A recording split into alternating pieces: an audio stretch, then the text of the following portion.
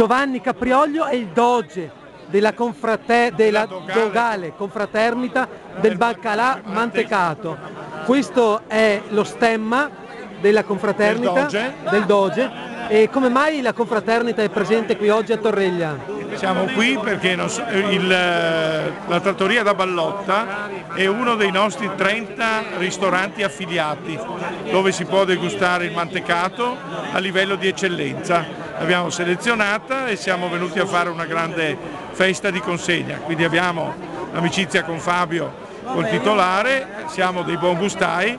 Siamo stati invitati a questa kermesse e ci ha fatto molto piacere e molto onore. Quindi Venezia ha un peso, l'ha avuto anche questa sera? Anche questa sera, e oltretutto è vincitrice del premio popolare, è stata in classifica con tutti i suoi piatti, anche col giovane, ha vinto Venezia e quindi siamo tra l'altro appunto guidati da Franco Favaretto e Marco Boscarato e altri amici di Mestre dell'Hotel Venezia e invece Don Veneziano Doc, che è la trattoria da Poggi, altri nostri soci come ristoratori, e quindi noi non portiamo che a casa che successi e soddisfazioni. E quando avete il vostro evento? Il nostro evento è a settembre in occasione di San Michele Arcangelo, patrono di Mestre. Grazie.